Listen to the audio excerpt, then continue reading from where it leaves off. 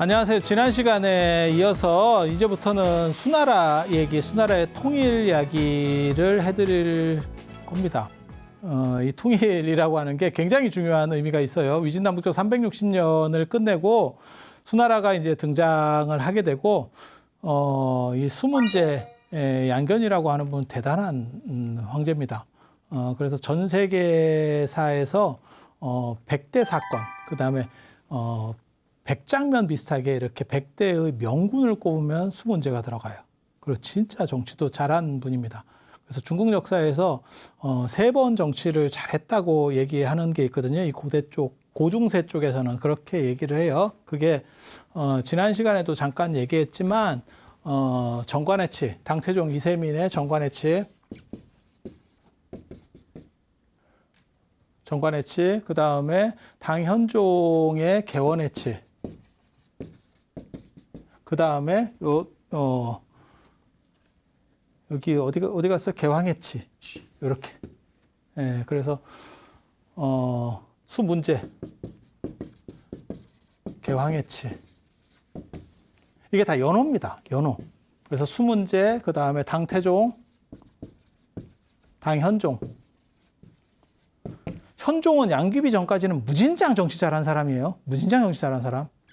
그래서 양귀비 이제 나중에 사건 터지고 나서 이제 꼬꾸라지기 시작하는 거고, 굉장히 처음에는 잘했던 사람이에요. 그래서 이게 이제 고중세 시절과 관련해서는 3번에 굉장히 이제 정치를 잘했던 시절이라고 보시면 되고, 나중에 이제 청나라 때 들어오면 강건성세, 강희제 권룡제 때, 강희제 권룡제 때, 그리고 고대사로 넘어가서 한나라 때 이야기를 보면 그때는 이제 문경지시라고 해서 문제하고 경제 때, 한나라, 한고주 유방의 한나라 때는 문제하고 경제 때. 그래서 이제 축적해서 나중에 이제 무제가 그 자본이 축적된 걸 가지고 무제가 한번 치고 나갔다. 제가 예전에 그런 얘기 해드렸었고, 그 다음에 강건성세 때는 뭐 러시아도 깨고 뭐 다 깼습니다. 그래서 지금 중국 영토가 이렇게 뚱뚱해질 수 있었던 게, 암탉같이 이렇게 크게 뚱뚱해질 수 있었던 게 다 그 강건성세 때문에. 그리고 지금 우리가 아는 중국 영토보다 그때 더 컸어요. 최근 들어서 이제 아편전쟁 이후부터 중국이 쫙 꼬꾸라지면서 이제 맛이 가서 그렇지 그전에 더 컸습니다. 그래서 저런 시절들이 있는 거예요. 그리고 저 때가 이제 어떻게 보면 로마를 앞지르는 395년에 로마가 분열되고 동로마 서로마로 분열되고 로마가 메롱 상태로다가 떨어지고 시작하고, 그렇게 해서 한 100여 년 정도 지나니까 로마가 해롱해롱 할 때 중국은 통일돼서 이제 통일이라고 하는 엄청난 제국이 들어서는 거죠. 그리고 그 제국이 어떤 행동들을 하는지, 그리고 저 수문제가 그렇게 정치를 잘한 사람인데 개황해치라고, 근데 어떻게 저거를 그 다음에 아들이 한 방에 말아먹는지, 그것도 보통 대단한 능력이 아니거든요. 근데 우리도 그런 기업들이 있어요. 최근 기업들 뭘 얘기하기는 좀 그렇지만 아버지가 세워놓고 아들이 말아먹은 기업들이 있죠. 지금 이렇게 IMF 때 넘어간 기업들을 보면 한타에 끝난 기업들이 있어요. 그래서 그런 거 생각하시면 됩니다. 근데 아버지가 너무너무 잘 해놨는데 저걸 어떻게 망칠 수 있었는지. 그게 수양제. 이제 그리고 수양제가 원래는 또 제위에 오를 수 있는 사람도 아니에요. 이제 내용을 보면 차남이에요. 차남. 그리고 형이 있었어. 근데 또 엄마 입김이 작용해서 또 신기한 스토리들이 있습니다. 그리고 이 수문제가 정치를 잘한 이유 중에 하나가 뭐냐면 마누라 말을 잘 들어서 그래요. 그래서 그런 얘기 들어보셨어요? 황제 중에서 최고의 공처가 하면 수문제를 꼽습니다. 마누라. 근데 그 마누라가 너무너무 이렇게 하는 바람에 후계자까지 이렇게 바꾸는 바람에 망한 거예요. 장남을 그냥 세웠으면 됐는데 다 자기 아들인데 그거를 또 마음에 안 든다고 이렇게 바꿨더니 그 바꾼 놈이 더 상태가 메롱이었지. 참 알다가도 모를 일에 세상 일이라는 게. 그래서 이 통일과 관련된 이야기, 그리고 이 수문제가 왜 불교를 이렇게 이제 지원을 하게 되는지, 그리고 수양제와 관련해서는 또 이제 천태종 얘기가 나옵니다. 그래서 그런 이야기들을 해드릴 거예요.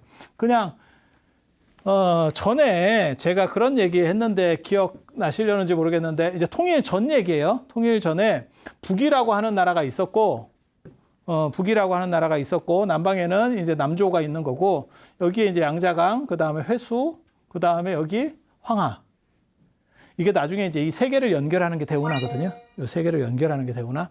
그래서 북이라는 나라가 있었고 이 북이라는 나라가 이렇게 가운데가 쪼개져 가지고 북위에 쪼개져서 서위 동위로. 동위가 어디 있었을까? 동쪽에 있었겠지. 동위 서위로 나뉘는 거예요.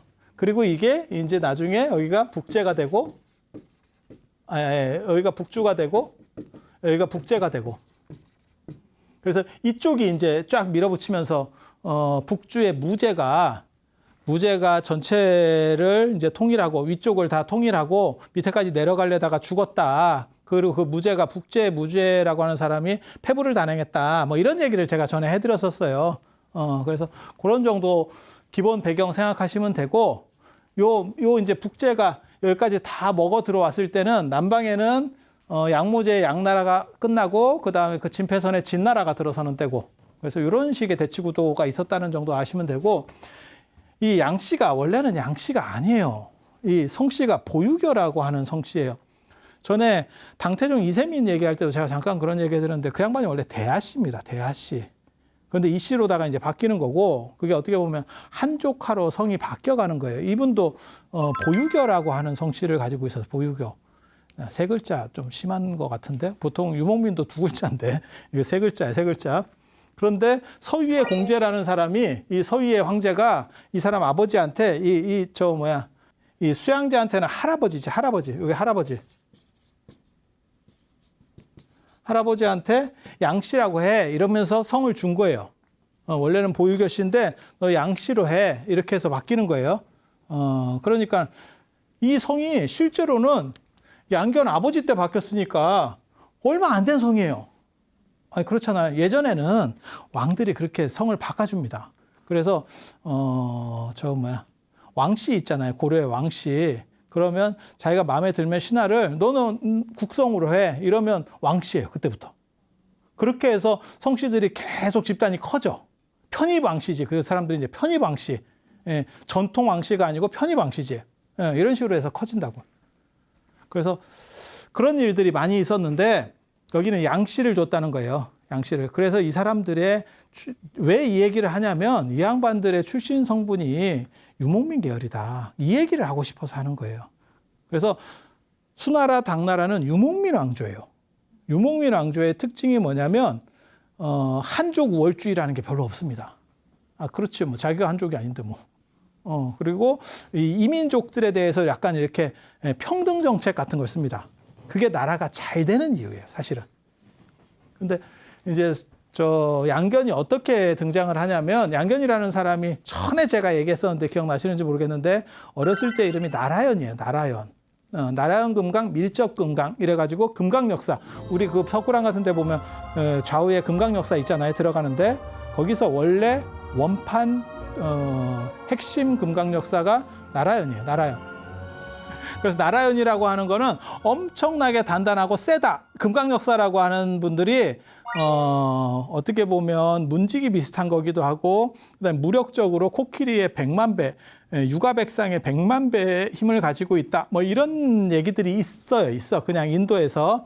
그래서 그런 이름을 어렸을 때 붙여줬다는 거는 귀한 아들이니까 죽지 말고 튼튼하게 잘 자라라. 그리고 이 사람이 원래부터 불교적 배경이 있었는갑다라는 정도를 이해할 수 있죠.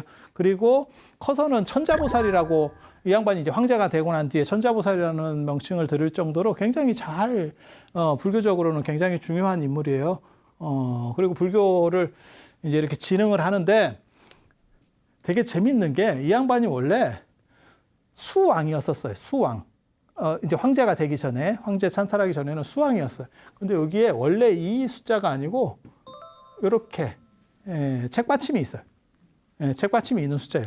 저게 이제 가다라는 뜻이거든요. 그래서 나라가 저게 골로 가는 게 아니냐. 이래가지고 자기가 황제가 됐을 때 저걸 글자를 빼요. 이해가 되시죠?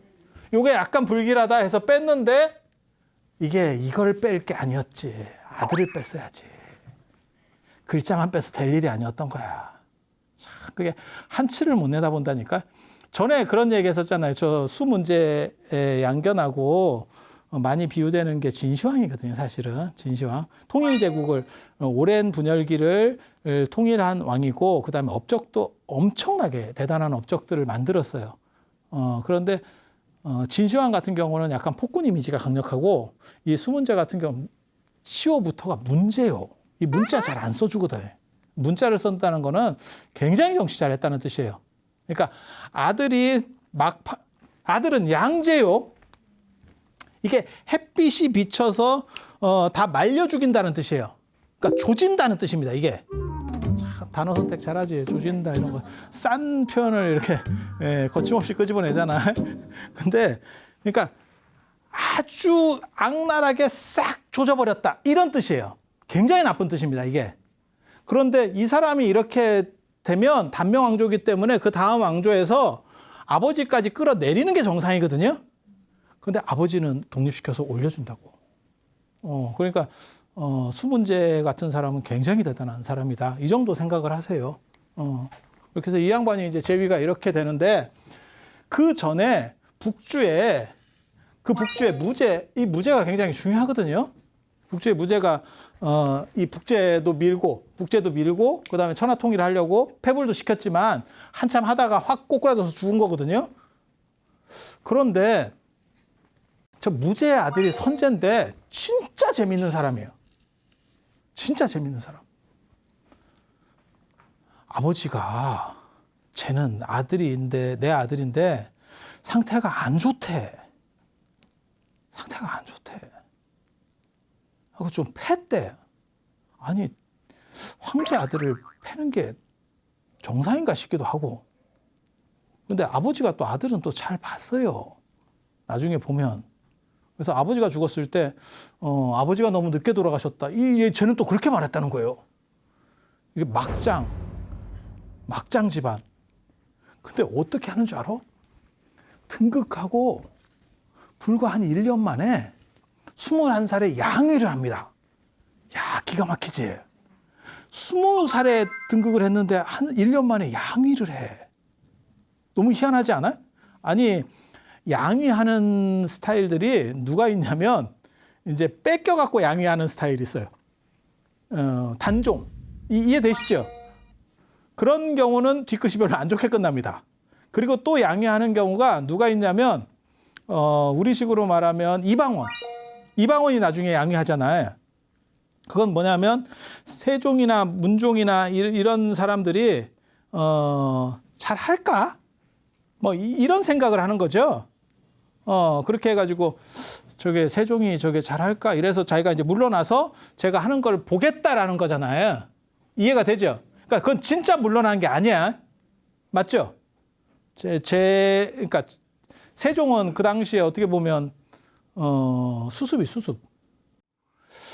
그렇게 해서 가는 경우가 있고 또 한 경우는 뭐가 있냐면 양위하는 경우가 우리나라로 얘기하면 진흥왕, 법흥왕 같은 경우들도 있어요. 그분들은 이제 내가 할 만큼 했으니까 나는 물러나서 내가 수행을 하겠다. 내 일을 정리하겠다. 그래서 그분들은 출가하고 이제 자기 삶을 사는 거예요. 근데 내가 이거 뭐 충분히 다 했고, 그러니까 기업으로 얘기하면 그런 거죠. 내가 이제 원래 기업 회장이었는데 아들한테 물려주고도 이방원 같이 내가 이제 계속 보면서 수업을 하겠다도 있고, 이게 가능하잖아요. 또 이제 나는 이제 할 만큼 했으니까 그건 다 네가 하고 나는 뒤에서 뭐 복지 사업이나 하고 그다음에 내가 수양할 수 있는 거나 하면서 내 인생을 정리하겠다. 이것도 가능하잖아요. 이것도 굉장히 멋있는 삶 아니에요? 이 양반이 양위한 건 21살에 양위하는 건 너무 좀 특이하지 않아요? 왜 양위했는지 알아요? 놀라고. 이 진짜 특이한 케이스예요. 이거 중국 사회도 이런 사람 없다. 놀라고 양위한 거야. 자기 아들 7살짜리한테 양위를 하고 자기는 뭐 하냐면 황후를 5명을 두고, 그러니까 황제가 돼서 도장 찍는 데 노는 거에 걸리적거리는 거야. 이해가 돼? 그러니까 완전히 24시간을 난 놀기 위해서 양위를 하는 거야. 근데 자기 아들이 7살이야. 이게 딱 봐도 너무 좀 안 맞죠? 상황이. 이게 굉장히 특이한 사람이에요. 그래서 이제 터질러게 24시간을 노는 거야. 생각보다 황제나 임금이 일이 많습니다. 여러분이 몰라서 그래요. 그러니까 우리가 그런 얘기 하잖아요. 아무것도 안 해도 지위가 어느 정도 되면 도장 찍는 데만 시간이 걸려요. 내가 결제해야 되는 것, 그러니까 이만큼씩 올라온다니까요. 그거 보고 결제하고 옆에 사람이 이건 이겁니다. 이건 이겁니다. 아, 그래요? 이렇게 해서 이 짓만 해도 한탕 걸리는. 이게 시간이 아깝대. 아니, 근데 진짜 소신이 있는 사람이에요. 그리고 진짜 잘 놀았는가 봐. 왜? 21세에 양위를 했는데 22세에 죽어요. 도대체 어떻게 놀았으면 1년 만에 사람이 죽지? 그리고 저 나이 때 저게 죽기가 쉽지 않거든. 저 나이 때 엉간히 놀아가지고는 저게 안 죽습니다. 지금 여러분들은 그렇게 놀면 죽을 수도 있지만 저 나이 때는 저게 그 시절 아니에요? 뭐 진짜 뭐 쇠도 씹어 먹는다 뭐 이러던 시절 아니에요? 저게 어떻게 20대 초반에 죽지? 모르겠어요. 양제가 아니 저 수 문제가 이렇게 했는지는 잘 모르겠는데 그럴 개연성도 있어요. 지금 돌아가는 상황을 보면 그럴 개연성도 있긴 한데 아무튼 저 사람은 놀라고 진짜 소신 대단한 사람이에요. 왕이고 난 뭐고 필요 없어. 그러고 나서 자기는 양위해주고 아들한테 7살 먹은 애한테 양위를 해주고 자기는 놀아. 근데 7살 먹은 애 입장에서는 이게 뭐야? 이제 이렇게 되는 거지. 그냥 황제고 뭐고 귀찮지. 7살인데. 그래서 그 당시에 최고 외척이 누구냐면 수왕이에요. 수나라 왕. 이게 양견입니다. 수 문제입니다. 그래서 이 아버지가 그 다음에 죽고 22세에 죽고 22세에 가고 그 다음에 얘가 9살 먹으면 7살에 양위 받았으니까 8살에 죽는 거잖아요. 9살에 싹 감아 먹는 거지. 그래서 자기 아들도 양위를 하는 거예요. 누구한테 양위하느냐? 수 문제한테. 이렇게 양위를 하죠. 그러니까 2대에 걸쳐서 계속 양위만 하는 거야. 하나는 21세에 양위하고 하나는 9살에 양위하고. 요거는 단종 같은 양이지. 네, 단종 같은 양이지. 그리고 수 양제가 저게 이제 정통성이 약하기 때문에 외척으로서 이제 들어오니까 굉장히 잔인하게 죽입니다. 그 전에 있는 왕실들을 또 싹쓸이해요. 마치 이성계 쪽에서 고려 왕씨들 싹쓸이 하듯이 쫙 죽인다고. 죽인다고. 잔인하게 다 이제 저 집단들이 가거든요. 그렇게 해서 581년에 양위를 받고 그 다음에 그 사람들을 그렇게 기존에 있었던 권력층들하고 그 다음에 저 황실 세력들을 다 죽이니까 황족들을 죽이니까 사람들이 불만이 많죠. 위험하니까 야 저거 어떻게 좀 뒤집어야 되는 거 아니야? 이런 생각들을 한다고요. 자기는 정통성이 없으니까 일단 죽이는데 그때 어떤 일을 하면 이걸 면할 수 있냐면 언제나 똑같아요. 계엄령을 선포하고 전쟁을 하면 돼요. 그게 남조로 내려가서 이 진나라를 공격하는 겁니다. 그러니까 여기는 지금 북제, 무제가 다 통일해 놓은 거잖아요. 그리고 이 사람들 2명 제끼고 자기가 여기를 먹었고 저거를 싹 죽이기 시작하니까 여기 사람들이 웅성웅성 뒤에서 이제 꿍시렁거리는 거죠. 그러니까 계엄령 선포해서 이렇게 치고 내려가는 거예요. 근데 이 진나라도 마지막에 가면 다 이렇게 약간 사치와 향락 이런 게 있어요. 그래서 정신 못 차리고 있다가 위에서 내려오니까 이제 끝나는 거죠. 그래서 문제는 저렇게 하면 안 된다라는 생각을 해서 굉장히 근검한 이러한 정치들을 합니다. 이러다가 훅 가는구나. 사치하면 안 되겠다. 그리고 그 사치하면 안 되는 이유가 뭐냐면 마누라가 세요. 마누라가 세. 마누라가 세. 마누라가 이 집안은 진짜 이 선비족 최고의 가문이거든요. 독고 가문. 야, 뭐 저런 집안이 있나 싶어요. 이게 이제 독고가라가 이 수문제 부인인데 이게 굉장한 여걸입니다. 굉장한 여걸이에요. 그래서 수문제가 즉위하는데도 엄청 힘을 보태줘서 사실은 즉위하는 거예요. 근데 저 양반이 첩두는 꼴을 못 본다네. 되게 재밌어요. 그래서 수문제는 배다른 아들이 없어. 첩이 없어. 황제인데 첩이 없어. 이 양반이 수문제 부인이잖아요. 황후잖아요. 이 양반 언니가 누구냐면 북주의 무제의 부인이에요. 북주 무주의 부인이에요. 북주 무제의 부인이에요. 그리고 이 양반의 또 다른 언니는 누구냐면, 그러니까 당나라의 개국한 황제가 우리식으로 하면 이성계 같은 분이 이연이거든요. 당고조 이연. 그리고 요 밑에가 당태종 이세민, 그 다음에 당고종 이치 이렇게 내려가는 거거든요. 이 양반 부인이에요. 이 양반 엄마예요. 엄마. 이 양반 엄마. 그래서 한 집안에 황후가 셋이 나와요. 세 나라의 황후가 한 집안, 한 엄마 배에서. 아니, 놀랍지 않아? 아니, 놀랍지 않아? 아니, 좀 놀라봐. 그 세상에 그런 집안도 다 있어. 저는 저게 가능한가 싶은 정도의 뭐 그런 거예요. 그래서 한 집안 사람이 황후가 셋이나 나와. 그래서 굉장히 자존심이 셌던 것 같아요. 그래서 이 양반이 이제 문제를 일으킨다고. 거기까지는 좋았어. 그렇게 해서 뭐 남편 뭐 바람 피는 꼴도 못 보고 걸리면 죽어. 걸리면 죽어. 걸리면 죽어. 그 실제로 그 뭐 여자 하나 이렇게 어떻게 하다가 죽여버렸습니다. 죽여버렸습니다. 그리고 그거를 남편만 그런 거를 못 보는 게 아니고 자기 자식도 그렇게 하지 말라고 교육시킨대. 자식한테도. 그리고 대신들도 그렇게 하지 말라. 일부일처제야. 일부일처제의 화신이야. 야, 이거 이제 무서워서 바람을 못 피는데, 이게 첫째 장남인데 내가 보기에는 얘가 착해요. 얘가 착해.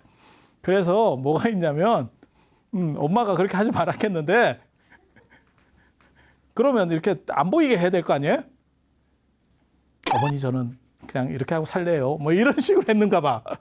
그래서 태자에 세워졌다가 잘립니다. 너 그러면 그런 식으로 할 거면 태자 잘려. 그렇게 해서 둘째가 나중에 수양제가 되는 양광이 올라오는 거예요. 이거 진짜 아이러니하지. 오히려 얘가 낫다니까. 얘는 솔직한 캐릭터고 얘는 철저하게 이중적 캐릭터예요. 그래서 내가 원하는 거 있을 때는 참는 식으로 싹 갖다 어머니 돌아가실 때까지는 본색을 안 드러내더라.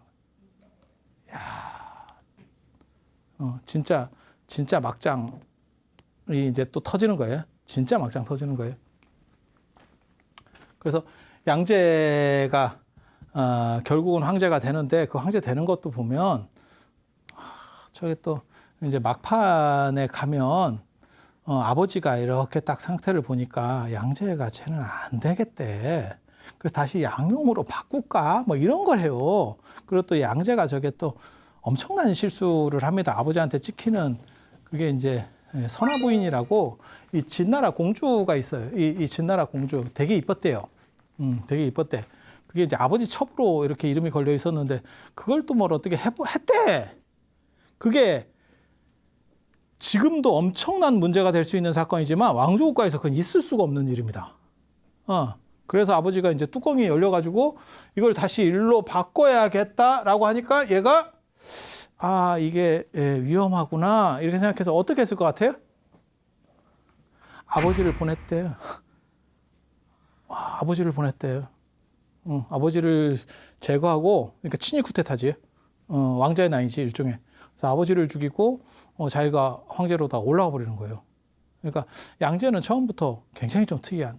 근데 어디까지 믿어야 될지는 잘 모르겠어요. 왜냐하면 양제가 너무너무 폭군으로 몰려있는 사람이라서 우리식으로 말하면 연상호 같은 겁니다. 그렇다 보니까 나쁜 건 아무튼 양제한테 다 몰려있어.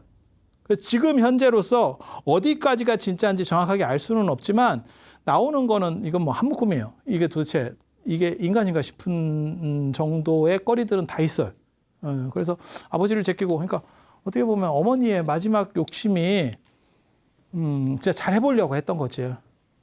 그렇게 해서 양제가 등장하게 되는 그런 이유가 되죠.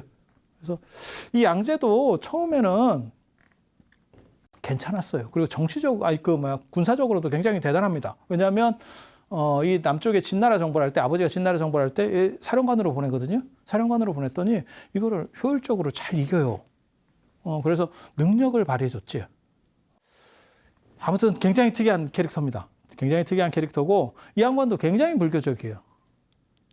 그리고 남쪽으로 내려왔을 때 나중에 이제 이 사람들은 북쪽 사람이니까 남쪽으로 내려왔을 때 봤었던 게 이제 만나게 되는 게 천태종의 지자대사입니다. 천태지의라고 하는 분이에요. 지의라고 하는. 그래서 그렇게 인연이 되는 이게 이제 천태종이 나중에 수나라에서 어떻게 보면 가장 잘 나가는 불교 종파가 될 수 있었던 이유입니다. 수 문제가 개황해치를 통해서 여러 가지 업적들을 쌓는데 기본적인 거는 근검절약이에요. 사치를 금지하고 근검절약하는 걸 했었고 그 다음에 과거제를 도입합니다. 이게 어떻게 보면 이 양반의 최대 업적 중에 하나예요. 그리고 대운하 시작. 대운하는 진짜 필요한 사업이었어요. 대운하는 진짜 필요한 사업이었어요.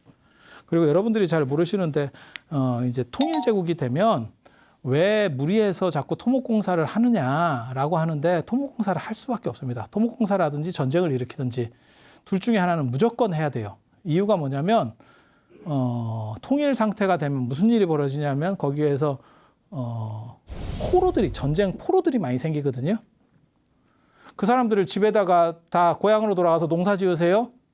고향에 돌아가면 전쟁터에서 수십 년씩 있었던 사람들이 있잖아요. 농사 지으면서 만족이 안 됩니다. 전쟁터에서 어떻게 보면 방탕하고 자기 꼴리는 대로 살았던 사람들이거든요. 약탈도 하고 이게. 그런데 거기서 땅 갈아먹으면서 이게 될 것 같아요? 그러면 불만이 나온다고. 뭐 어느 때는 어땠는데. 그리고 얘네들이 어느 정도 모이면 이게 위협 세력이 돼요. 이해가 되시죠? 그래서 어떻게 해야 되냐면 얘네를 돌려보내는 게 아니고 최대한, 그러니까 무기를 뺏어서 해결되는 문제가 아니라니까요. 최대한 얘네가 못 돌아가고 그 다음에 밥을 주는 공공근로를 하게 돼요. 그런 게 대운하 건설 같은 겁니다. 그러니까 국가적으로 필요한 사업. 진시황도 그렇게 해서 만리장성 수축 같은 걸 하는 거예요. 그래서 걔네는 공공근로로 죽을 때까지 가는 겁니다. 안 그러면 힘 풀릴 때까지. 이해가 됩니까? 그렇게 가야 안전해요, 제국이. 제가 만약에 황제거나 안 그러면 그 당시에 신하였어도 저도 그런 의견을 냈을 거거든요. 풀어주는 건 너무 위험해. 수십만의 남성을, 그것도 군인이었던 사람들을 풀어준다는 건 너무 위험한 일이에요. 그러니까 그런 일들을 벌이는 거예요. 근데 수 문제가 진짜 대운하를 이제 파기 시작하거든요. 그게 맨 처음에 어디 팠냐면 이거 파기가 너무 어려운데? 맨 처음에 판 거는 여기 장안, 여기가 원래 대흥이라고 한대요. 대흥? 아니, 그 당시 이름이 대흥입니다. 지금 장안입니다. 지금은 서안이지. 장안. 우리가 제일 잘 아는 명칭은 장안. 그래서 요 장안하고 요렇게 물기를 붙이는 이런 작업을 했어요. 이렇게. 그리고 강남하고 이렇게 뚫으려고 이제 작업들을 하니까 무슨 일이 벌어지냐면, 백성들이 너무 힘들어 합니다. 이러니까 수문제가 뭐라 그러냐면, 그러면 그만할까? 그러니까 사람이 착해. 어진 사람이죠. 어진 사람이야. 그리고 나중에 이제 수양제는 그걸 이제 밀어붙여서 다 성공을 해내는 거고. 그래서 진시황하고 이제 비교를 해보면 수문제를 비교하면 진시황에 두 가지 업적이 있어요. 큰 토목공사로는 만리장성 수초. 중국을 대표하는 만리장성 수초. 그 다음에 제도로는 군현제입니다. 그리고 수문제 같은 경우는 대운하 시작. 대운하 진짜 중요한 겁니다. 만리장성하고 비교도 안 돼요. 대운하가 훨씬 중요한 거예요. 대운하는 뭐하고 똑같은 거냐면 우리나라로 따지면 경부고속도로 뚫는 겁니다. 박정희 대통령 때 경부고속도로 뚫는 거. 이게 엄청나게 중요한 사업이거든요. 그게 없으면 물류 유통 자체가 안 되는데. 그래서 대운하라고 하는 거고, 그 다음에 과거제.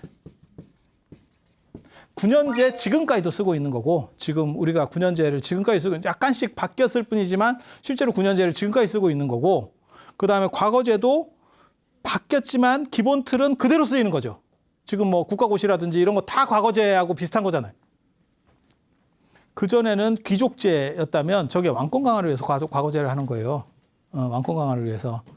그래서 귀족들이 있으면 자기도 귀족으로 해서 이렇게 날로 먹었던 상황이기 때문에 그 귀족의 힘을 약화시키고 왕에게 과거 시험을 봐서 뽑힌 사람은 왕을 위해서 충성할 수밖에 없다니까요. 신분 자체가 뛰어난 사람이 아니에요. 이 사람은 그냥 머리가 좋은 사람이지. 그래서 왕이 너 이렇게 위로 올라와 이렇게 해서 뽑아주면 그 사람들은 왕에게 충성하는 거예요. 그래서 왕 세력을 강화시키고 황제권을 강화시키고 귀족 세력을 누르기 위해서 과거제를 만드는 건데 이 과거제가 무진장 대단한 제도인데 저것 때문에 사실은 불교가 골로 갑니다. 수 문제는 생각지도 못했는데 저것 때문에 나중에 불교가 골로 가요.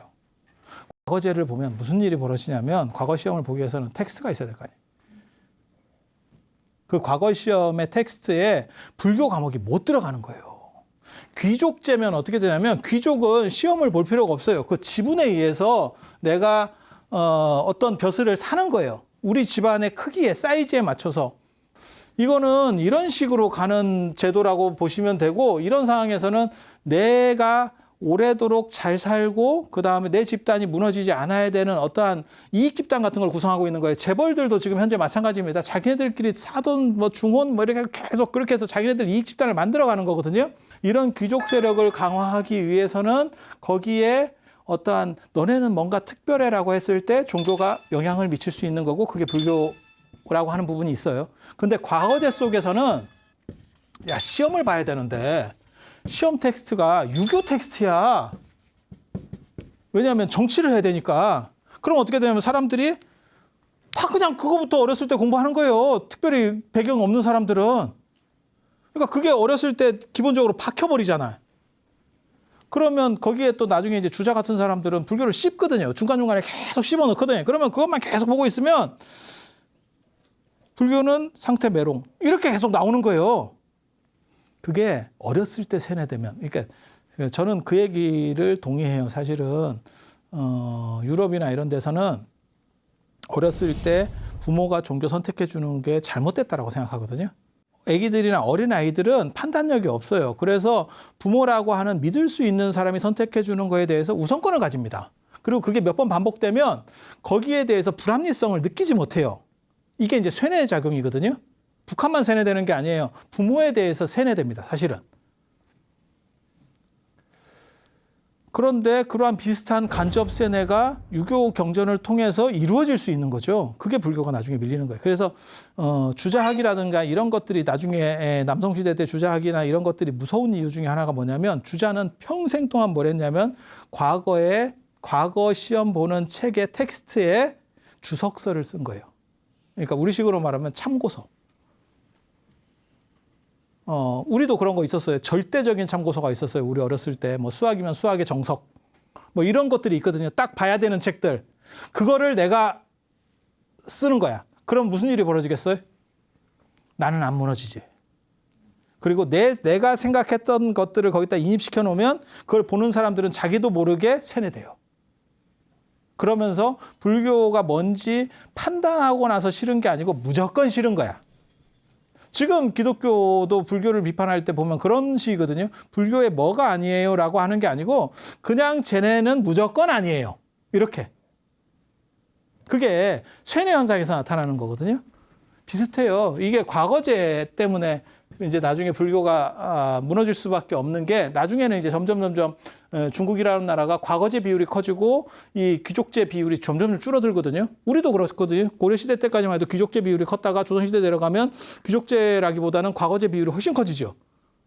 수나라 문제의 과거제라고 하는 게 굉장히 획기적인 제도였긴 하지만 그리고 타당한 제도였었어요. 하지만 불교를 자기도 모르게 골로 보내는 상황들이 벌어져요. 종교를 정치인 뽑는 데서 기본 과목으로 넣을 수는 없거든요. 이게 참 아이러니였었어요. 그렇게 해서 점점 저쪽으로 이제 기울기가 조금씩 저쪽으로 가게 되는. 그리고 유교는 왜 위진남북조 시대, 그 다음에 수나라, 당나라라고 하는 다 불교 시대를 거치면서 유교는 왜 살아납니까? 라고 물어보는 사람 자꾸 있거든요. 저것 때문에 살아나는 거예요. 과거제가 있기 때문에 어쩔 수가 없어. 걔네는 무조건 어느 정도는 계속 지분을 줘야 돼. 과거제가 있으면. 방법이 없어. 완전히 드러낼 수가 없어. 그러니까 조선 정치사에서 불교는 드러내도 돼. 근데 고려시대 때도 유교는 드러낼 수가 없어요. 다. 정치를 돌려야 되니까. 그래서 그런 문제들이 있는 거예요. 그래서 제가 과거제 때문에 불교가 골로 갔다라는 얘기, 내가 하는 거라니까. 딴 사람들이 이런 거 못 찾아요. 나는 왜 하필 동아시아에서 불교가 넘어갔을까를 쭉 추적을 해보면 과거제라고 하는 게 있어요. 과거제. 그게 이제 이 수문제가 했었던 업적 중에 하나고, 그리고 이게 이제 비견되는 거고, 그 다음에 요게 비견되는 건데, 대운하가 만리장성보다 훨씬 대단한 일입니다. 만리장성이라고 하는 거는 중국을 닫는 거예요. 여기까지만 중국 이러면서 자기를 닫는 거고, 저 대운하는 남북을 통일시켜가지고 어떻게 해서든지 하나의 거대한 중국을 만들어 보겠다라고 하는 거예요. 원래 중국이라는 게 화북 쪽만 중국이에요. 여기 이제 만리장성이 있으면 요만큼만 중국이에요. 진시황 때도 요만큼 중국이에요. 근데 위진남북조 시대 때 강남으로 한족들이 쫓겨서 내려갔죠. 그리고 여기에서 여기 상황을 보니까 여기가 강남을 수향이라 그러더니 물의 고향이라고 하거든요. 그래서 저기는 이모작 삼모작도 가능하고 물산이 풍부해요. 화북에서는 벼농사도 안 됩니다. 여기는 밭농사밖에 안 돼요. 근데 여기는 벼농사도 돼. 그렇게 해서 여기는 물산이 많고 경제력이 좋아. 그러니까 그거를 처음에는 잘 몰랐거든. 저기는 오랑캐 땅이라고, 옛날에는 여기가 중국이라고 생각했을 때는 여기를 오랑캐 땅이라고 생각했는데, 알고 보니까 여기가 돈이 되는 땅이지. 그리고 한족 문화는, 한족은 쫓겨가지고 동진시대부터 쫓겨가지고 여기가 오히려 한족의 중심이 된 거예요. 그래서 이거를 어떻게 해서든지 끌어올려서 땡겨서 써야겠다라는 생각이 있는 거예요. 그게 항주에서부터 낙양까지를 연결하는 대운하입니다. 그래서 요거는 무조건 필요한 거예요. 그래서 세 개의 강을 연결하는 거예요. 황하하고, 그 다음에 중간에 있는 회수하고, 그 다음에 양장을 연결하는. 그리고 이걸 나중에 북경까지도 연결을 시켜요. 그래서 경항대운하라고 해요. 경은 우리도 경 이러면 강경선 이러면 강릉하고 경주, 그러니까 그 서울, 이렇게 경이라는 게 서울이라는 뜻이잖아요. 그래서 얘네도 경항 이러면 경은 북경이고 항은 항주예요. 항은 항주. 그래서 이런 식으로 두 개의 운하가 나오는 거예요. 이렇게 하나 꺾어지고, 그 다음에 나중에 이렇게 올라가는 운하도 하나 생기고, 이렇게. 그래서 낙양까지 연결시키는 저게 이제 대운하 건설이고, 저거를 누가 완성을 시키냐면 수양제가 합니다. 수양제 진짜 밀어붙이는 능력은 진짜 대단하다. 저 사람이 어떻게 저런 식의 사고를 했는지는 잘 모르겠어요. 왜? 저 운하건설이라고 하는 거를 불과 8년 만에 다 끝냈는데, 불가사의한 일이에요. 불가사의한 일. 저도 처음에 저 운하를 처음 봤을 때, 저게 진짠가 싶은 정도였었어요. 거의 강입니다. 촌놈이 볼 때는 강입니다. 내가 중국에 처음 갔는데 이 운하 처음 보고 굉장히 놀랐잖아. 근데 진짜 운하가 커요. 그렇게 클 수밖에 없는 게 뭐냐면, 저 대운하 건설은 너무너무 중요하고 다 좋은데 한 가지 문제가 있어. 수양제가 강남으로 뱃놀이를 하려고 갔어. 뱃놀이를 하려고 저 운하를 그냥 물류 유통을 위해서 아버지처럼 그렇게 뚫었으면 됐는데, 뱃놀이를 구경 가려고 한 거야. 구경 가려고 하다 보니까 임금이 황제가 타는 배를 용주라고 해요. 용주. 용이 용이 상징이잖아요. 이게 배인데, 그래서 대용주인데 도대체 얼마나 큰 배인지를 모르겠어. 기록에 나오면 200척이에요. 200척이면 배 길이가 얼마냐면 500m예요. 아무도 안 놀래네? 아무도 안 놀래네? 나 어디까지가 진짜인지 잘 모르겠는데 기록에 그렇게 나와. 500척이야, 500척. 200척. 200척이면 500m야. 500m. 길이가 500m. 폭이 한 100m 돼. 그런데 거기에 호위선이 한 1000척 된대. 그게 다 내려가려니까 바닥을 겁나 파고 옆에를 엄청 파지 않으면 배가 못 가요. 무진장 크게 판 거야. 무진장 크게. 저게 그냥만 팠으면 진짜 성군 소리 들었을 거예요. 근데 그걸 놀러를 3번을 그 3번 가면서도 또 저가 주변에 삥을 다 뜯어요. 그거 다 다니면서 다 그쪽에서 부담이야. 가지고 저게 이제 밀란이 일어나는 이유 중에 하나거든요. 갖고 세금 갖고 안 돼요 이러니까 그러면 내년치 세금도 내 이래가지고 막 땡겨가지고 뭐 그렇게 한다는 거예요. 그리고 이것만 했으면 그나마 다행인데 뭔 놈 문어발식 사업을 벌려요 이게. 그래서 동쪽에 낙양을 수도로다가 옮기면서 낙양을 완전히 하나를 만들어내고 그러니까 서울 만들듯이 하나를 만들어 버리는 거예요. 그거 하나 만들고 고구려한테는 또 왜 저렇게 들이박는지를 모르겠어. 나 참. 저게 이제 고수전쟁이라고 고구려하고 4차 전쟁이 벌어지거든요. 거기다 또 들여박지. 만리장성을 왜 고쳐? 니네가 유목민인데 유목민의 기상을 해갖고 이렇게 틀 생각을 해야지. 만리장성 고치는데도 엄청난 인력들이지. 대운하 건설, 고구려에 갖다 박지. 그 다음에 새로 수도를 하나 만들어. 이 4개를 동시에 벌려. 딱 들어봐도 안 될 것 같지? 그래서 나라가 망하는 거예요. 하나만 해도 휘청휘청 하는데. 근데 되게 재밌어요. 고수전쟁이 나중에 70년 동안 싸우거든요. 고구려 망할 때까지 싸우니까. 1차 전쟁이 598년에 벌어지는데 수문제가 벌린 전쟁입니다. 기가 막혀. 나 저거 보면 너무너무 대단해. 수문제가 천하를 통일하고 나서 천하를 언제 통일하냐면 봐봐. 581년에 제위에 올라갔지만 실제로 통일하는 거는 589년에 천하를 통일하거든요. 통일하고 나서 598년에 지금 이게 전쟁이 벌어지잖아요. 그러니까는 통일하고 나서 뭔 얘기를 했냐면 야 이제 옆에 찌부리학지들이 이제 꾸버 이렇게 한 거예요. 야 너네 이제 내가 진정한 패자니까 너네 이제 좀 이렇게 해라. 야 이거 진짜 대단하다. 고구려 진짜 고구려 영양왕이 1만 명을 데리고 와서 선제 공격합니다. 꾸부라고 했더니 1만 명을 동원해서 기병을 데리고 와서 공격을 해버렸어. 그러니까 수 문제가 뚜껑이 날아가요. 그래서 30만을 동원했다고. 30만을 동원했다가 이제 박살이 나죠. 그게 고구려는 언제나 쓰는 전법이 있어. 그 아주 진기한 거예요. 뭐 다른 거 없어. 그냥 겨울이 올 때까지 기다리면 만주벌판에 영하 40도 쾌송냉동으로 조져버린다는 거예요. 30만, 뭐 100만 다 필요 없어. 많이 올수록 더 골치 아파져. 왜? 보급이 끊기니까. 그래서 저 깨지는 거예요. 그래서 이런 진기한 이야기들 고구려는 그때만 해도 기상이 엄청나게 좋아요.